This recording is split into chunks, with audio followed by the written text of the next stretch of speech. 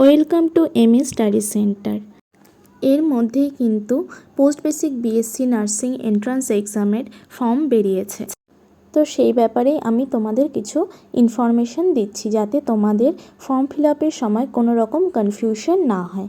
তো ফার্স্টেই দেখো, online application with payment of fees 19শে এপ্রিল 2024 থেকে 7ই মে 2024 পর্যন্ত। Next, online correction and downloading revised confirmation page 9ই মে থেকে 10ই মে।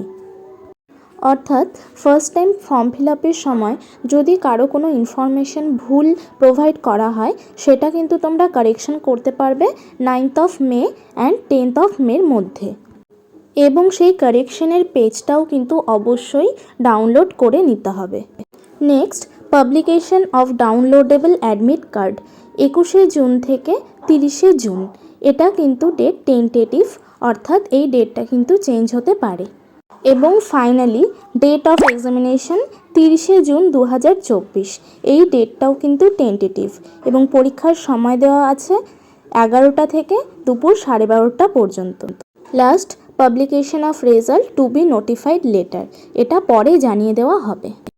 নেক্সট দেখো, ওয়েবসাইটে কিন্তু ইনফরমেশন বুলেটিনও পাবলিশড হয়ে আছে। Candidates must go through the information bulletin carefully before applying for the examination. অর্থাৎ যারা যারা অনলাইন ফর্ম ফিল আপ করবে তারা সাবমিশনের আগে অবশ্যই এই ইনফরমেশন বুলেটিনটা খুব ভালোভাবে পড়ে নেবে। এখানে কিন্তু সমস্ত ইনফরমেশন খুব ভালোভাবে দেওয়া আছে যাতে তোমাদের কনফিউশন না হয়।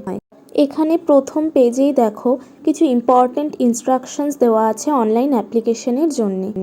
কোন ওয়েবসাইটে তোমরা গিয়ে এই অনলাইন অ্যাপ্লিকেশন করতে পারবে দেখো, এখানে দেওয়া আছে www.wbjeeb.nic.in অথবা www.wbjeeb.in। আর তোমাদের একটি ভ্যালিড মোবাইল নাম্বার লাগবে যেখানে তোমাদের ওটিপি আসবে এবং একটা ভ্যালিড ইমেল আইডি কিন্তু লাগবে।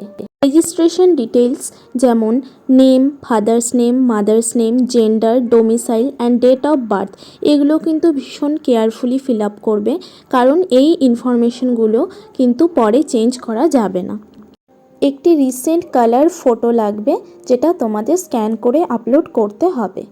রেজিস্ট্রেশন ডিটেলস বাদে যদি তোমাদের কোনো ইনফরমেশন কারেকশনের দরকার হয় আফটার সাবমিশন, তাহলে কিন্তু সেটা কারেকশন পিরিয়ডে গিয়ে কারেকশন করে নিতে হবে। অ্যাপ্লিকেশন ফিস 3000 টাকা এবং তার সাথে ব্যাংক সার্ভিস চার্জেস কাটা হয়। তোমরা এই পেমেন্টটি করতে পারবে net banking, debit card, credit card, UPI, QR কোডের মাধ্যমে। এবং একবার পেমেন্ট হয়ে গেলে এই অ্যামাউন্টটি কিন্তু non refundable.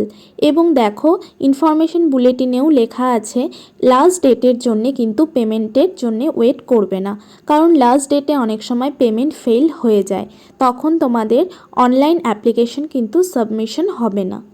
Online application complete হবার পরে যে কনফার্মেশন পেজটি আসবে সেটি কিন্তু অবশ্যই প্রিন্ট আউট করে একটি হার্ড কপি নিজেদের কাছে রাখবে।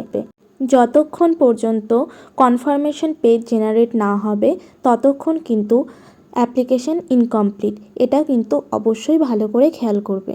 কমপ্লিট ফর্ম ফিল আপ কীভাবে করবে সেটির ভিডিও নিয়ে আসছি পরের ভিডিওতে।